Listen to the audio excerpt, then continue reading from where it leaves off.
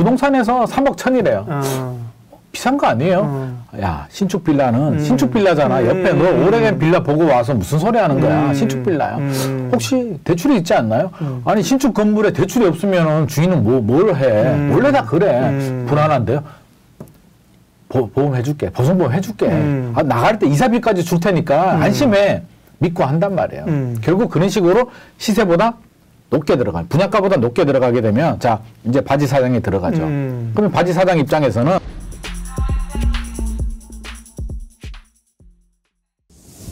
네, 경제특권을 김인만 소장님과 부동산 얘기하고 있는데요. 최근에 일어나고 있는 전세 사기, 전세 사기를 또 어떻게 피해갈 수 있는지 얘기하겠습니다. 이전에도 전세 사는 게 좀 불안하죠. 왜냐하면 집주인이 무도가 나서 뭐 경매 들어가거나 이러면 그죠? 네. 내가 담보를 제대로 설정했나, 뭐 법원에 가서 뭐 이렇게 신청하기 사실 피가 스트레스잖아요. 불안하죠. 근데 네. 근데 그거는 이제 집주인이 정말 그런 경우인데 요즘은 뭐 전세를 뭐 사기가 있는 게 뭐 이런 경우는 별로 없지 않았어요? 그래도 구조적으로 이렇게 대규모로 사기치는 게 어떻게 된 거예요? 이게 사실 예전에도 없다라고 할 수는 없는데요. 예. 최근에 이제 많이 드러나는 게 사실 저는 구조적인 좀 문제가 있지 않나 싶어요. 예. 이 구조적인 문제가 뭐냐면 원래 전세가 이게 사실은 안전한 제도는 아니거든요. 네. 사람과 사람이 계약하는 채권 관계거든요. 그러니까 우리 박사님이 만약에 뭐 집주인이다, 제가 네. 세입자라고 한다면 제가 전세 사는 집에 뭐 또 뭐 근저당을 설정하는 건 아니잖아요. 그래도 이제 그 뭐죠? 확정일자 받으면 지금 그렇죠. 보호해주잖아요. 보호해주는 게 주택임대차 보호법에 따라서 우선 변제권을 주는 거지. 네네. 이게 그다음, 집에 대한 권리가 있는 건 아니잖아요. 그걸 확실하게 다 보장해주는 건 아니죠. 그렇죠. 그러면 계약을 하는데 이제 불안하니까 뭐 우리 대항력을 가지기 위해서 전입신고하고 네. 뭐 이사해서 점유를 하게 되면 대항력이라는 게 내 전세금 안 돌려받으면 나 안 나갈래. 버틸 수 있는, 대항할 수 있는 권리고요. 네. 거기에 거기에 하나 더 주는 게 이제 아까 확정일자 말씀하셨잖아요. 확정일자가 우선 변제권을 준다라고 하는데 이게 완벽한 뭐 어떤 해결책이 아닌 게 우선 변제권이 이제 어떤 의미냐면 제가 앞서서 이제 채권 관계라고 했잖아요. 은행에서 돈을 빌려주면 이제 물권이 되죠. 근저당을 잡잖아요. 아니면 소유권, 등기부 등본에 이름이 딱 올라가게 되면 이제 물권이 되거든요. 물권이 이제 강력한 권리죠. 집이 바뀌어도 주인이 바뀌어도 은행 근저당은 그렇죠. 그대로 가잖아요. 네. 그러면 채권은 사람과 사람이 계약서만 가지고 하는 채권은 물권한테 줘요. 그러면 제가 예를 들어서 1월 1일 날 전세 계약을 했는데 2월 1일에 은행에서 다른 은행에서 만약에 뭐 돈을 빌려서 근저당을 설정을 합니다. 만약에 주택임대차 보호법이 없었다면 2월 달에 나보다 늦게 근저당을 잡은 은행이 저보다 앞서는 거예요.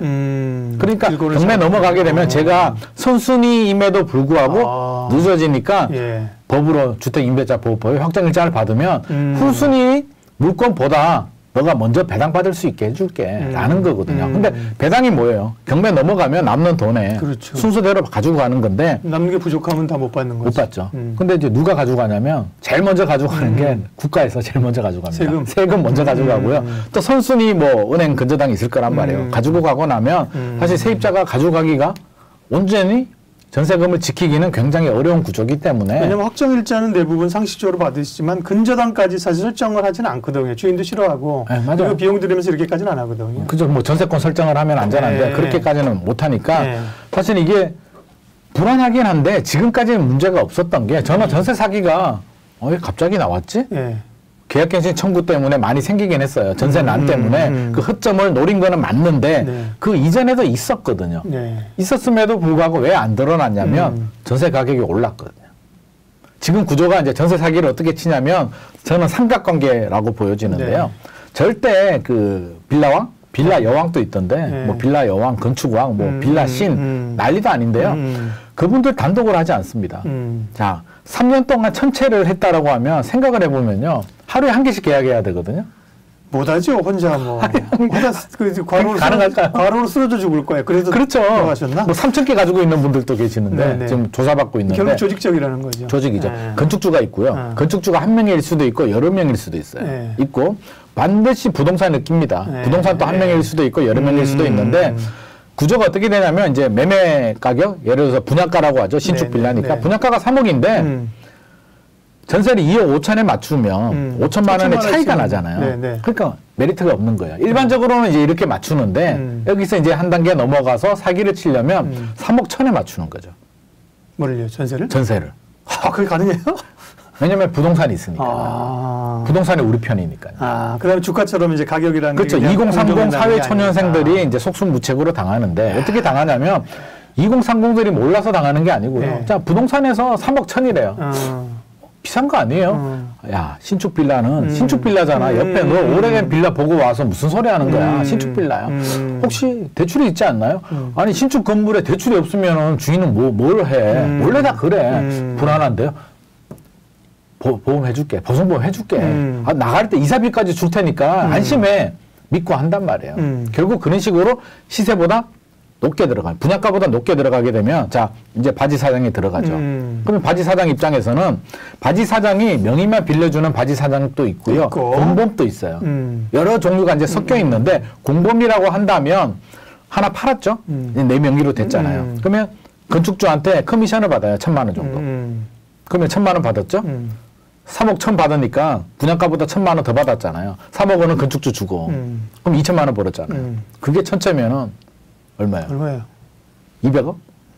200억 안 되네.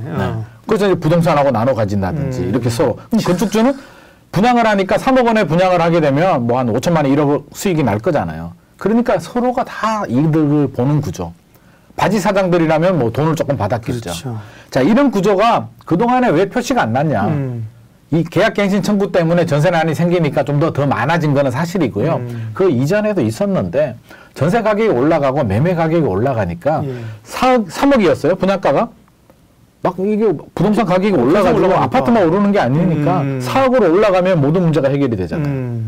3억 1,000에 시세는 2억 5천인데 3억 1,000에 받았는데 3억 5천으로 올랐어요. 시세가. 그러면 모든 문제가 다 해결이 되죠. 그러면 이 바지 사장 입장에서는 3억 5천이 되면 또 4천만 원 올려받아. 그래서 지금까지는 이게 표시가 별로 안 났죠. 돌려막기를 한 거네. 네. 그리고 세입자들도 몰랐어요.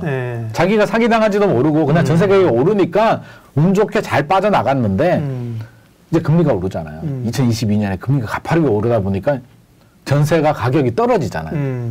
지금까지 유례 없던 전세 가격 하락 사태가 일어나다 보니까 이제 한계에 도달한 거죠. 돌려막기 하다가 뻥뻥뻥뻥 터지니까 감당이 안 되니까 뭐 자살을 했을 수도 있고요. 뭐 여러 가지 이유가 있겠지만 결국에는 터져야 될 문제가 저는 터졌다.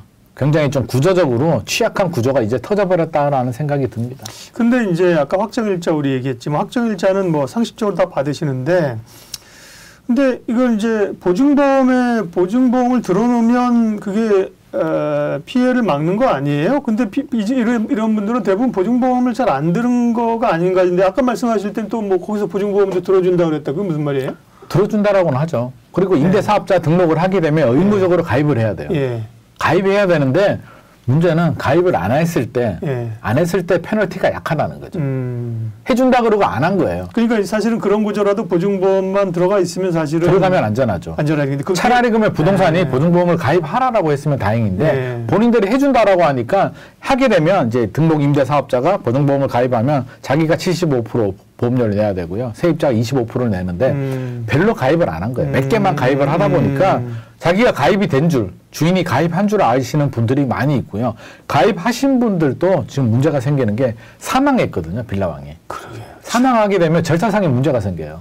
계약 해지를 통보를 해야 보증보험 회사에서 보험금을 주는데 사망을 해버리니까 계약 해지 통보할 수 있는 대상이 없어져 버리는 거죠. 그러니까 이게 보험을 가입하신 분들은 다행은 다행인데 뭐 언젠가는 받겠죠. 근데 빨리 못 받는 문제가 생기고 가입을 안 하신 분들은 지금 큰일 났죠. 사실은. 이게 경매 세입자의 마지막 권리가 경매 넘기는 거거든요. 집주인이 안 돌려주게 되면 판결문을 받아가 소송해서 판결문을 받아서 강제 경매로 넘겨버리는데 빌라가 경매 넘긴다고 해서 아까 분양가가 3억이라고 했는데 경매 넘기면 이게 2억에 낙찰이 된다는 보장도 없어요. 빌라는 더 떨어지죠. 더 떨어지죠. 그러다 보니까 온전히 지킬 수도 없고요. 빌라왕 같은 경우는 세금 체납액이 62억이거든요. 그러니까 국가에서 세금 가져가고 또 혹시라도 건저당이 있으면 은행에서 먼저 가져가고 남는 거에서 나눠 가져야 되는데 과연 내 전세금 절반이나 건질 수 있을까?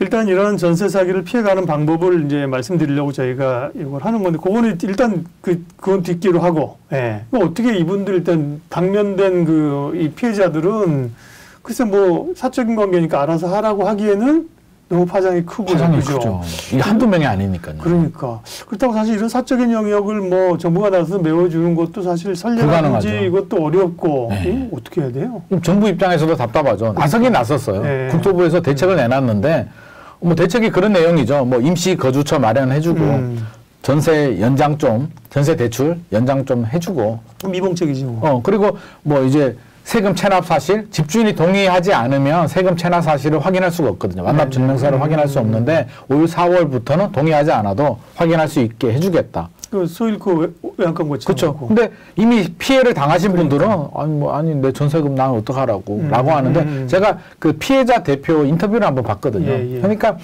뭐 전세금을 돌려받는 건 나중 얘기고 사실은 그게 쉽지 않은 문제고 전세 대출 연장이라도 좀 쉽게 해달라고 하는데 국토부는 뭐 해주겠다라고 했는데 실제로 은행에서는 아무런 움직임이 없다라고 합니다.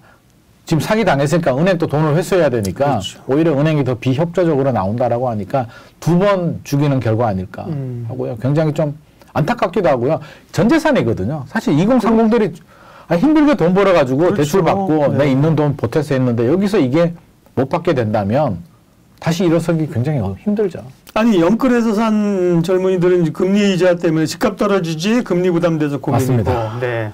그나마 뭐 그럴 여력이 뭐 안 되거나 혹은 뭐 아니라고 생각해서 안 사신 분들 전세 사신 분들은 전세 사기를 당하고.